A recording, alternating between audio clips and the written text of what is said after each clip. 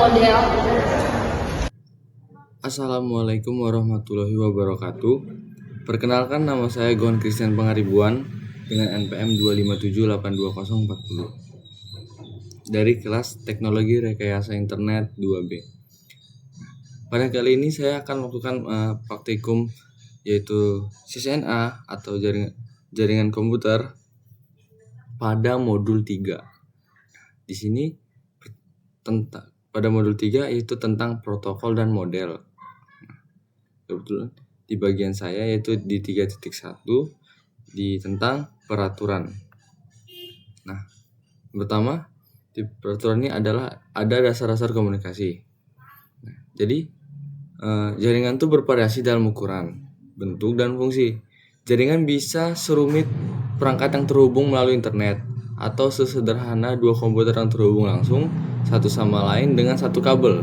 Nah, adapun diantaranya itu namun hanya memiliki koneksi fisik berkabel atau nirkabel. Kalau contohnya itu kayaknya kalau berkabel kayak kalau di internet itu fiber optik. Nah, kalau ini fiber optik. Lalu di sini ada protokol komunikasi. Dia mengirim pesan baik melalui komunikasi tatap muka maupun melalui jaringan. Diatur oleh aturan yang disebut protokol. Protokol ini spesifik untuk jenis metode komunikasi yang digunakan. Nah, dalam komunikasi perbaikan kita sehari-hari kan, aturan yang kita gunakan untuk berkomunikasi di satu media kayak panggilan telepon itu belum tentu sama dengan aturan yang menggunakan media lain gitu. Lalu ada selanjutnya penetapan aturan. Jadi sebelum berkomunikasi satu sama lain, individu harus menggunakan aturan atau kesepakatan yang telah ditetapkan untuk mengatur percakapan. Nah, jadi kayak ada aturannya gitu sebelum melakukan komunikasi satu sama lain. Lalu di sini ada persyaratan protokol jaringan. Jadi protokol yang digunakan dalam komunikasi jaringan itu memiliki banyak ciri mendasar yang sama.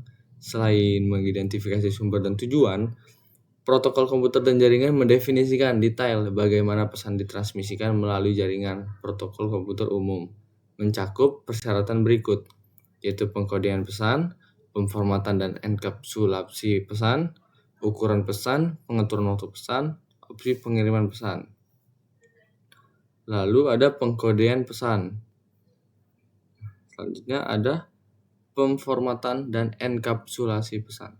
Jadi ketika sebuah pesan dikirim dari sumber ke tujuan, pesan tersebut tuh harus menggunakan format atau struktur tertentu. Format pesan bergantung pada jenis pesan dan saluran yang digunakan untuk mengirimkan pesan tersebut. Lalu ada ukuran pesan. Jadi analoginya tuh kayak gini. Kalau jaringan seperti ini. Di sini juga ada videonya, kita bisa menonton. Nah, jadi seperti itu.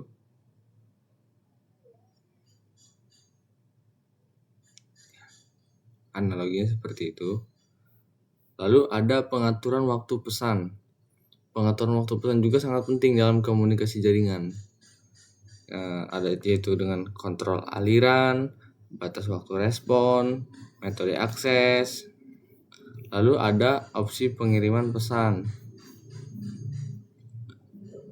Jadi sebuah pesan itu dapat disampaikan dengan berbagai cara. Nah, analoginya seperti ini. Jadi terkadang seorang itu ingin menyampaikan informasi kepada satu individu saja di lain waktu. Orang tersebut mungkin perlu mengirimkan informasi kepada sekelompok orang sekaligus atau bahkan kepada semua orang di wilayah yang sama. Nah, lalu di sini ada analogi jaringannya. Jadi cukup sekian dari presentasi saya di tentang pengaturan. Selanjutnya akan dijelaskan oleh selanjutnya di 3.2 yaitu protokol. Oke, tadi Gohan udah jelasin soal aturan dasar atau rules dalam pengantar jaringan ataupun dalam komunikasi. Nah, sekarang pertanyaannya gimana aturan itu diterapin di perangkat kita? Disinilah kita butuh yang namanya protokol. Kasarnya tuh gini, kalau rules itu teorinya, protokol itu tuh adalah wujud nyata atau bahasa yang dipakai komputer itu tuh buat ngobrolnya gitu loh. Nah, di sini kita lihat di 3.2.1 Network Protocol Overview. Pada di situ jelasin kalau protokol itu punya banyak tipe sesuai job desk-nya masing-masing. Nah, di sini ada Network Communication Protocols. Ini nih protokolnya itu standar biar perangkat bisa saling nyapa. Contohnya ada IP, TCP, dan HTTP. Lanjut ada Network Security Protocol. Sesuai namanya, ini buat keamanan kayak enskripsi data. Contohnya ada SSH atau TLS biar data kita tuh nggak dicolong di tengah jalan. Lanjut ada Routing Protocols. Ini tugasnya kayak Google Maps. Ini tugasnya tuh kayak Google Maps-nya data. Dia nyari rute terbaik biar paket data sampai ke tujuan awal router. Contohnya tuh seperti OSPF atau BGP. Nah, yang terakhir di sini ada Service Discovery Protocol. Ini yang bikin kita hidup simple. Contohnya DHCP yang otomatis kasih kita IP. Jadi kita tuh nggak perlu lagi repot-repot setting manual tiap mau connect wifi gitu. Nah, lanjut di sini ada di dalam 3.2.2 Network Protocol Functions. Ini nih fungsinya tuh ngapain aja sih? Pas komputer di gambar ini, pas komputer mau kirim data, dia tuh butuh namanya addressing, bisa disebut tuh alamat. Jadi kita tuh pasti kalau mau kirim tuh pasti mau ngirim butuh alamat loh biar tahu tujuannya tuh mau kemana sih. Ada juga reliability. Nah, ada reliability tuh yang tugasnya tuh mastiin kalau ada data yang nyasar ataupun hilang, datanya tuh bakal dikirim ulang gitu. Dan yang gak kalah penting itu ada sequencing.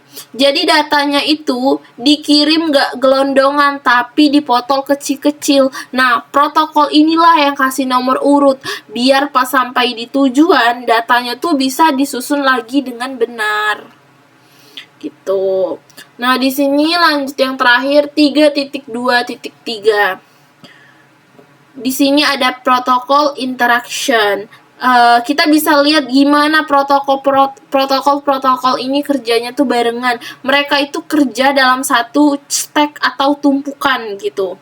Kita lihat yang pertama ada HTTP, itu untuk ngurusin tampilan webnya. Kemudian ada TCP yang ngatur alur pengirimannya. Nah, yang IP ini yang jadi kurirnya buat nentuin alamatnya, dan internet yang nganterin datanya lewat kabel ataupun udara. Jadi, di setiap klik enter di browser, sebenarnya semua protokol ini lagi sibuk kerja sama biar kita bisa lihat halaman webnya dengan lancar. Jadi gitu ya, protokol itu intinya aturan main biar semua perangkat di jaringan kita tuh bisa sinkron. Saya kira itu udah cukup karena yang 3.24 ini kayak kuis dan aku sudah mengerjakannya. Saya rasa cukup sampai sini, akan dilanjutkan oleh teman saya.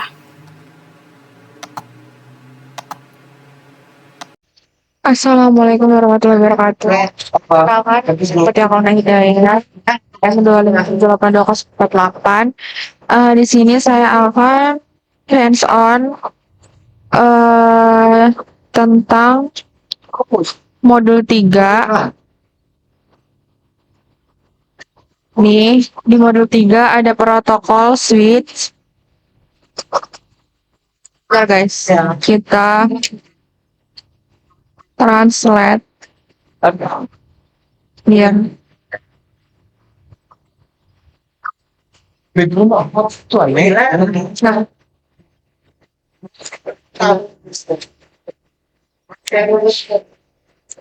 nah, bentar ya guys, kita translate.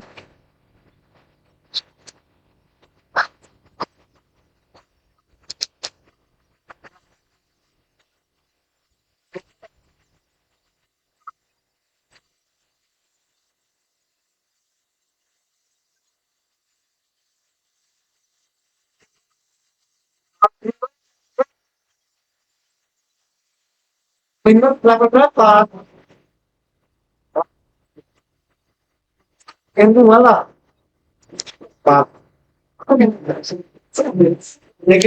di sini ada 3.3 rangkaian protokol, 3.3.1 yaitu rangkaian protokol jaringan.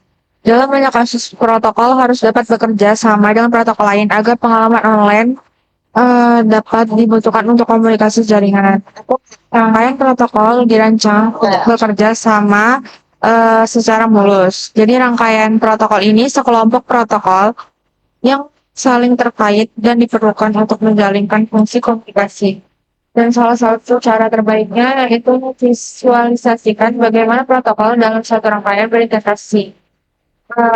Yaitu adalah interaksi tersebut sebagai sebuah tumpukan tumpukan protokol menunjukkan bagaimana protokol individual dalam satu rangkaian diimplementasikan. Dan protokol ini dilihat dalam bentuk lapisan. Dan di sini ada lapisan bawah, yaitu tumpukan berkaitan dengan memindahkan data untuk melalui jaringan dan menyediakan layanan ke lapisan atas yang berfokus pada isi pesan yang dikirim. Seperti yang diilustrasikan pada gambar yang ini protokol percakapan dan lapisan fisik dan ini lapisan aturan ini. Misalkan jadi kita cakap di mana letak kafe itu protokol percakapan dan 3.3 evolusi rangkaian protokol. Rangkaian protokol adalah sekumpulan protokol yang bekerja sama untuk menyediakan layanan komunikasi. Jaringan yang komprehensif sejak tahun 1970-an. Dan selama evolusi komunikasi jaringan dan internet ini, terdapat rangkaian protokol yang saling terkait seperti yang ditunjukkan di gambar ini, aplikasi HTTP, DNS, DHCP, FTP, ini APP, mengangkut HTTP, UDP, NET, ini IPF4, IPF6. Dan ini contoh protokol HTTP IP bersedia untuk lapisan transport dan internet dan tidak ada protokol TCP IP di lapisan akses jaringan. Yang gambar tersebut menunjukkan contoh 3 protokol TCP IP yang digunakan untuk mengirim paket antar browser, web host, dan server web. Ini contohnya seperti ini. Dan 3.4 rangkaian protokol TCP IP. Saat ini rangkaian protokol ini cukup banyak protokol dan terus berkembang mendukung layanan baru. Dan lapisan aplikasinya ada sistem penanganan, navigasi host, email, transfer berkas, web, dan layanan web. Dan 3.3.5 yaitu proses komunikasi TCP IP. Animasi pada gambar menunjukkan proses komunikasi lengkap menggunakan contoh server web yang mengirimkan data klien. Nah, seperti ini data pengguna, data TCP, segmen TCP, paket IP, Ethernet, dan kemudian dan sepertinya sudah selesai. Baik, jadi di sini saya akan menjelaskan atau melanjutkan penjelasan dari teman saya, yang dimana di sini saya akan menjelaskan pada 3.4, yaitu tentang organisasi standar atau organisasi standar jaringan. Di sini yang pertama standar terbuka, yaitu dengan konsep open standard atau standar terbuka itu, yang dimana sama seperti ban mobil. Istilahnya itu sama seperti ban mobil yang bisa dipakai di merek mobil apapun karena ukurannya yang standar. Perangkat jaringan juga butuh aturan yang sama, seperti analogi ban mobil.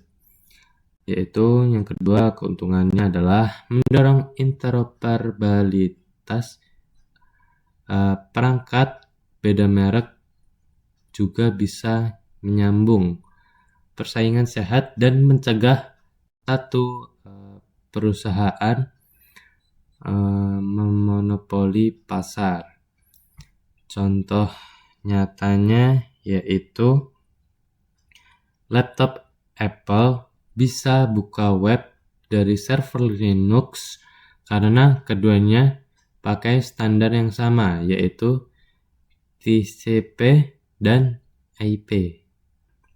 Nih, TCP dan IP nih. Lalu yang kedua, organisasi standar internet, yaitu internet tidak dimiliki oleh satu orang pun, melainkan dijalankan atau dijaga oleh komunitas, yaitu yang pertama ada ISOC. ISOC yaitu Internet Society. Presidennya internet, bertugas mempromosikan internet terbuka ke seluruh dunia. Lalu yang kedua ada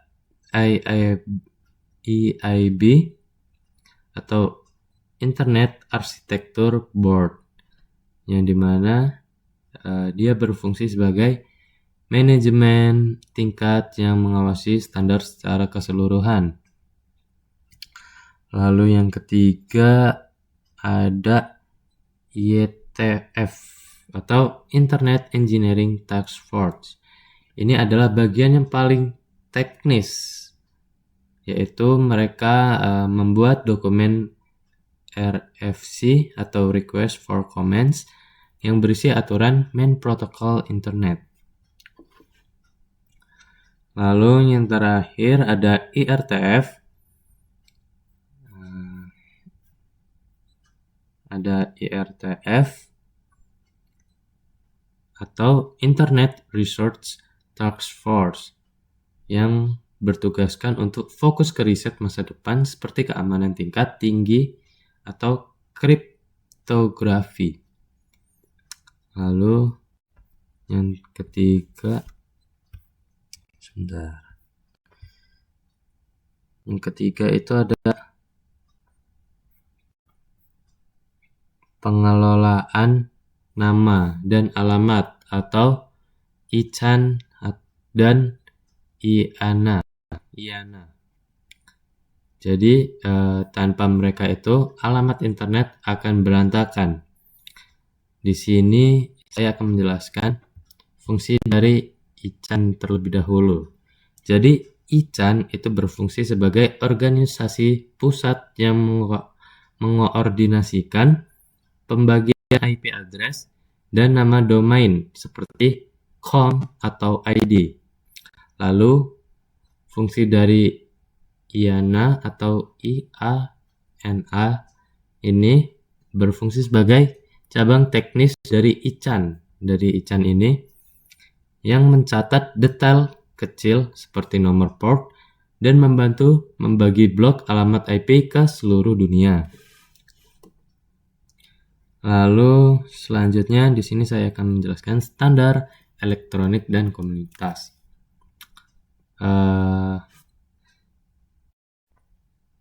Jadi standar elektronik dan komunitas ini fungsinya untuk mengatur kabel dan sinyal.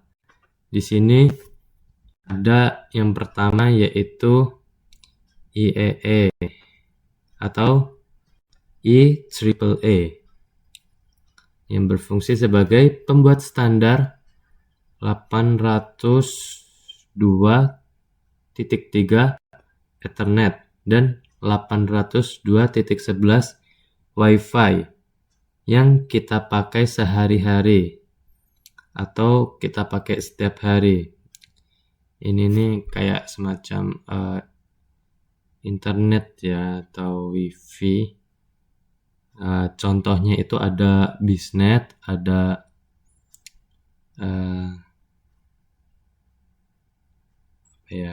Biznet, terus MyRepublik, IndiHome dan lain-lain. Lalu yang kedua ada TIA atau EIA, Electronic Industry Alliance, dan Asosiasi Industri Telekomunikasi, yaitu berfokus pada infrastruktur seperti standar perkabelan atau kabelan dan desain rak server. Jadi kedua ini, EIA dan TIA ini sama saja fungsinya, yaitu tentang standar perkabelan LAN yang didesain untuk rak server. Lalu yang terakhir ada Uni Telekomunikasi Internasional Sektor Standarisasi Telekomunikasi atau disingkat YITUST, yaitu yang berfungsi mengatur standar komunikasi jarak jauh seperti koneksi internet, broadband atau disingkat dengan DSL, dan kompresi video. Mungkin sekian dari saya, akan dilanjutkan teman saya.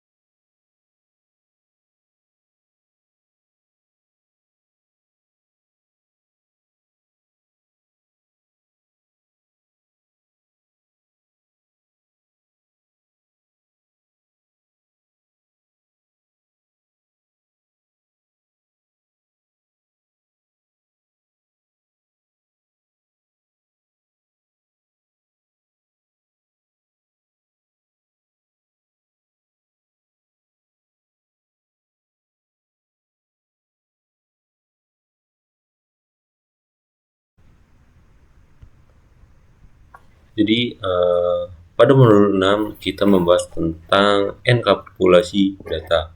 Apa sih enkapsulasi data? Kita masuk ke dalam 3.6.1, kita masuk ke segmentasi pesan.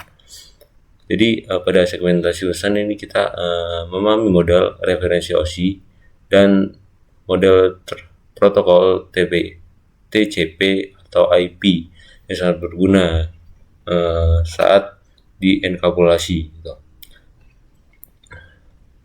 Secara teori ini adalah sebuah komunikasi tunggal seperti video, pesan, email, dan banyak lampiran besar gitu yang dikirim melalui jaringan dari sumber ke tujuan melalui aliran bit yang besar gitu. Jadi pada di sini dia itu akan menyebabkan segmentasi pesan memiliki dua manfaat utama, yaitu meningkatkan kecepatan karena aliran data yang besar yaitu dibagi menjadi paket. Sebuah paket dibagi karena data itu terlalu besar, dia menjadi dibagi menjadi beberapa paket gitu. Itu tanpa membebani tautan komunikasi. Ya, yang kedua yaitu meningkatkan efisiensi. Jika satu segmen gagal mencapai tujuan karena kegagalan jaringan atau kemacetan jaringan, hanya segmen tersebut yang perlu dikirim ulang, bukan mengirim ulang seluruh aliran data. Jika berarti kan kita mempunyai nih paket yang besar gitu yang bakal kita kirim, lalu kita pecah jadi beberapa bagian. Ketika ada beberapa bagian yang macet gitu, itu bakal minta konfirmasi ulang untuk mengirimkan ulang. Jadi tidak sepaket besar itu mengirim ulang semuanya gitu. Jadi itu sangat efisiensi untuk mengirimkan datanya gitu. Lalu lanjut ke 3.6.2 yaitu pengurutan. Jadi paket-paket tersebut kan dia skala besar gitu kan. Lalu kita pecah menjadi beberapa bagian. Nah, di dalam beberapa bagian itu kita harus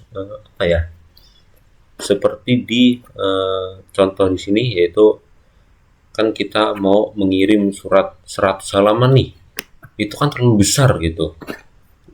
Jadi di sini dibutuhkan 100 amplop untuk mengirim per 100 per halaman gitu.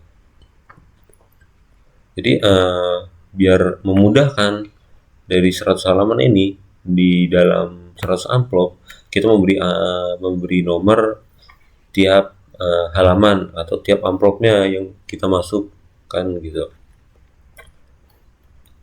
Lalu masuk ke dalam 3.6.3 itu yaitu unit data protokol.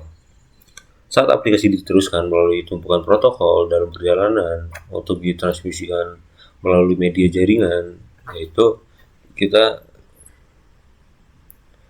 inilah yang dikenal sebagai proses enkapsulasinya. Itu bentuk data terdapat pada lapisan disebut unit data protokol atau PDU. Selama enkapsulasi, setiap lapisan berikut akan mengenkapsulasi PDU yang diterima lapisan.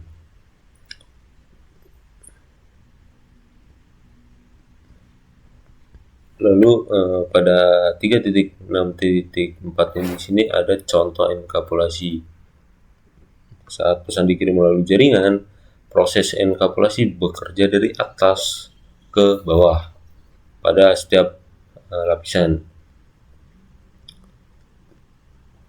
Nah, di sini ada contohnya. Jadi kan kita ada satu data nih atau satu paket besar. Nah, di sini kita dibagi menjadi ada Ethernet, AKU, TCP, dan data. Di sini ada contohnya seperti ini. Nah, jadi dalam satu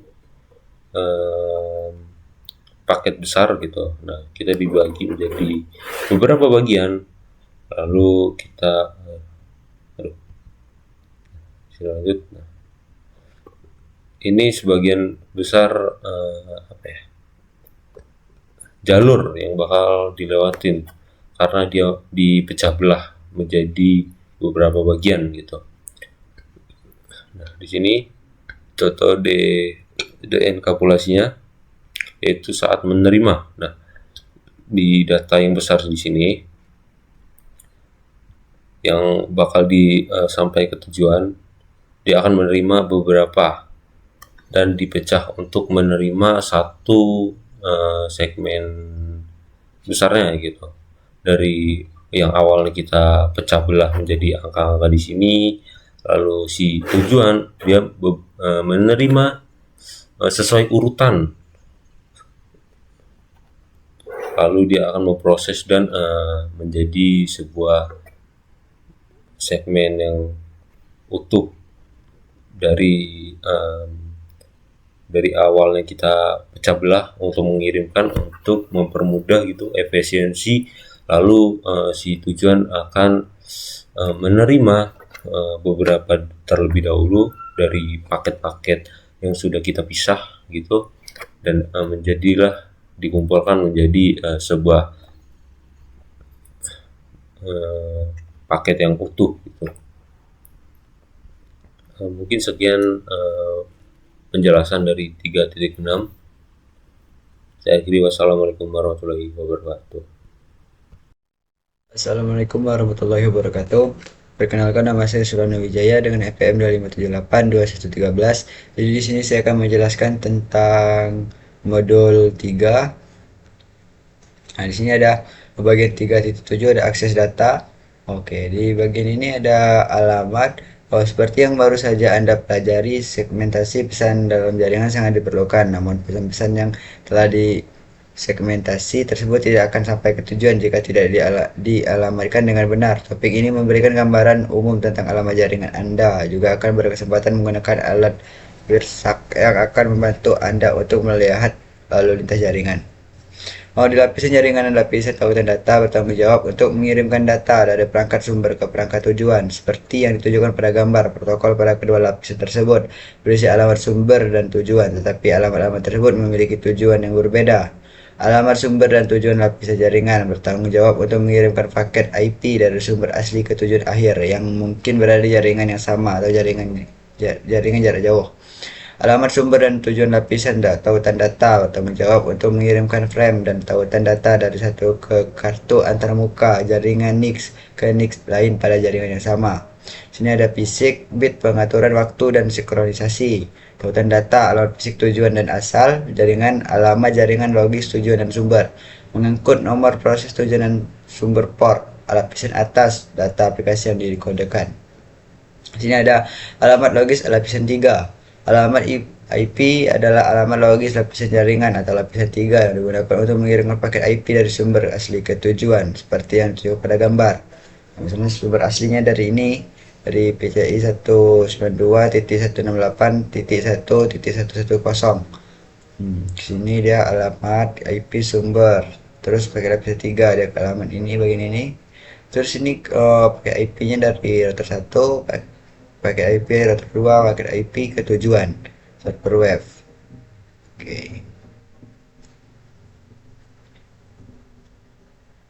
Oke, setelah itu pakai IP tersebut berisi dua alamat IP sumber, alamat IP perangkat pengirim yang merupakan sumber asli paket tersebut. Alamat IP tujuan, alamat IP perangkat penerima yang merupakan tujuan akhir paket. Alamat IP menunjukkan alamat IP sumber asli dan alamat IP tujuan akhir. Hal ini berlaku baik sumber dan tujuan berada di jaringan IP yang sama maupun jaringan yang berbeda. Alamat IP terdiri dua baris, bagian jaringan IP v4 atau awalan IP v6, bagian yang kiri dan alamat yang menunjukkan jaringan tempat alamat IP tersebut berada. Semua perangkat pada bagian jaringan yang sama akan memiliki bagian jaringan alamat yang sama. Bagian host IP v4 atau ID antarmuka IP v6, bagian alamat yang tersisa mengidentifikasi perangkat tertentu. jaringan. Bagian ini unik untuk setiap perangkat atau antarmuka jaringan. Subnet mask IP v4 atau prefix like IP v6 digunakan untuk mengidentifikasi bagian jaringan alamat IP di bagian host. Oke, lanjut ke perangkat pada jaringan sama. Di sini adalah contoh kita memiliki komputer klien VC1 yang berkomunikasi dengan server VTV pada jaringan IP yang sama. Alamat IP v4 sumber, alamat IP dari perangkat pengirim komputer klien VC1 192.168.1.110. Alamat IP v4 tujuan, alamat IP v4 perangkat penerima server VTV 192.168.1.9. Oke, sini perhatikan pada gambar bahwa bagi jaringan alamat IP4 sumber dan bagian jaringan dari alamat IP4 tujuan yang sama. Ini ada gambarnya, header bingkai internet dan tautan data, tujuan sumber. Header pakai IP lapisan jaringan, sumber tujuan data. Sini ada jaringan, tujuan rumah, jaringan tuan rumah. Oke, sini ada bagi-baginya. Lanjut, peran alamat tautan data jaringan IP yang sama. Ketika pengirim penerima paket IP berada di jaringan yang sama, frame data link dikirim langsung ke perangkat penerima pada jaringan internet. Alamat data link dikenal sebagai alamat internet media akses kontrol MAC, seperti yang ditunjukkan pada gambar. Header bingkai internet tautan data, tujuan sumber.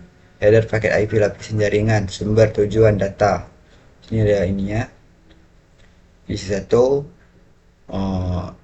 IP-nya server. Alamat match tertanam pada secara fisik pada NIC Ethernet. Alamat match sumber ini adalah alamat tautan data atau alamat baca internet dari perangkat yang mengirimkan frame tautan data dengan paket IP yang diekapsulasi alamat MAC dari NIC Internet. VC1 adalah AA yang dituliskan dalam notasi hexadesimal. Alamat MAC tujuan ketika perangkat penerima berada di jaringan yang sama dengan perangkat pengirim. Ini adalah alamat tautan data perangkat penerima. Dalam konteks ini alamat MAC tujuan adalah alamat server VCC yang ditujukan dalam notasi hexadesimal. Frame yang berisi paket IP terevaluasi kini dapat dikirimkan dari VC1 langsung ke server VTV. Sebenarnya perangkat pada jaringan jarak jauh. Namun apa peran alamat lapisan jaringan dan alamat lapisan tautan ketika sebuah perangkat berkomunikasi dengan perangkat lain di jaringan jarak jauh? Dalam contoh ini kita memiliki komputer dan PC1 yang berkomunikasi dengan server bernama web server di jaringan IP yang berbeda. Oke, di sini ada peran alamat lapisan jaringan. Ketika pengiriman paket berada di jaringan yang berbeda dengan penerima, alamat IP sumber dan tujuan akan mewakili host jaringan yang berbeda. Hal ini akan digunakan oleh bagian jaringan dan alamat IP host tujuan.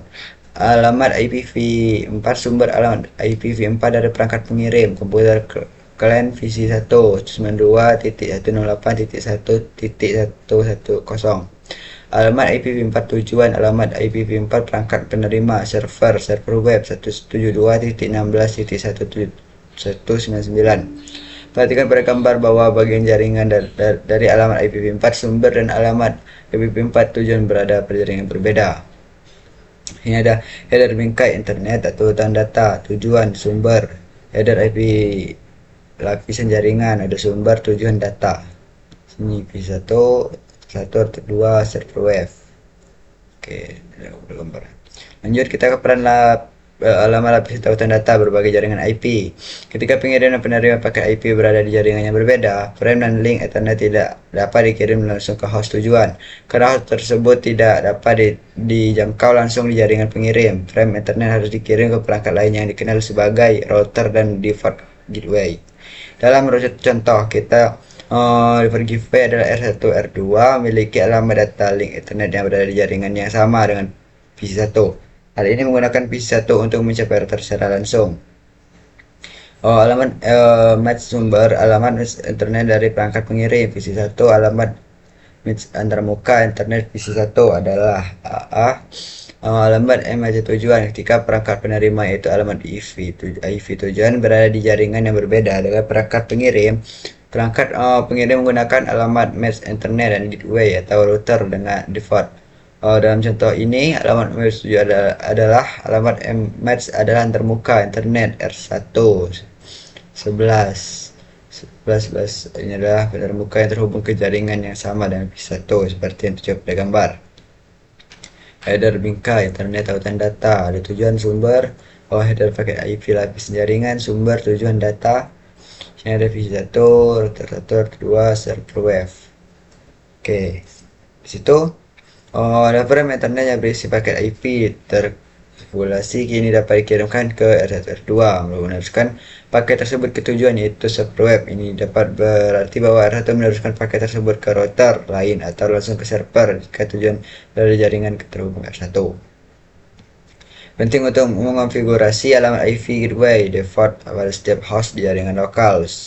Semua paket tujuan yang di jaringan jarak jauh dikirim ke gateway atau default alamat internet atau gateway dapat dibahas lebih detail di model lain. Alamat tautan data.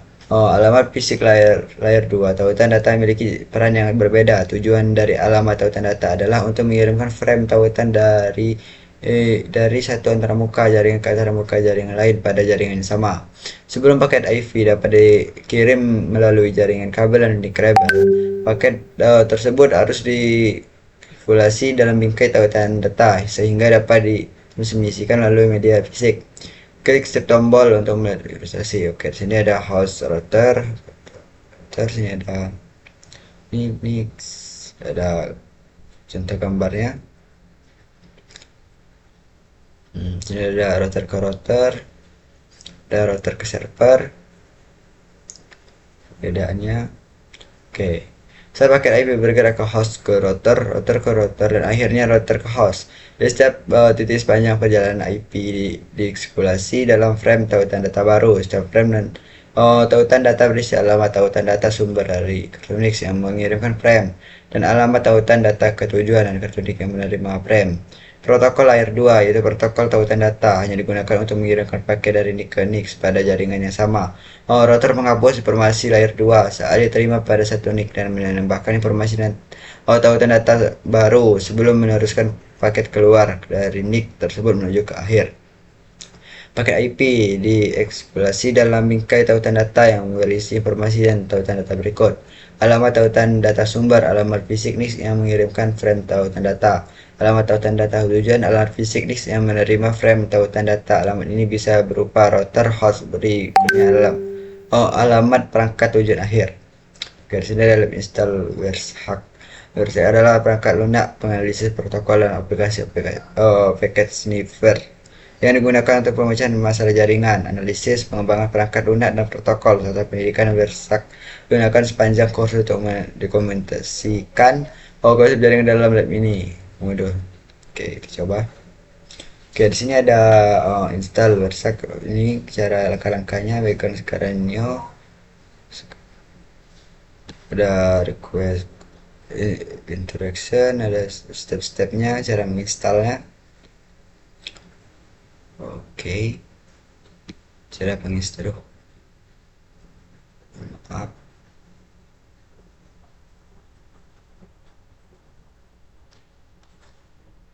Oke, cara penginstalannya. Sini ada lab grafik. Oke, coba sini. Oke, sini ada lab traffic, topologi internet. Oke, di sini ada objektif, stepnya, part-partnya. Ada background skenario, request score set, ada visi. Sini ada langkah-langkahnya, step-stepnya.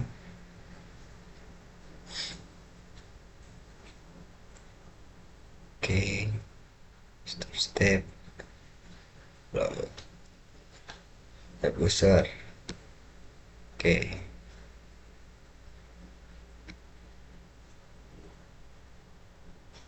Oke. Cukup sekian penjelasan dari saya akhiri. Lebih kurangnya mohon maaf. Saya akhiri. Wassalamualaikum warahmatullahi wabarakatuh. Itulah penjelasan atau presentasi dari kelompok kami. Kami akhiri. Wabillahi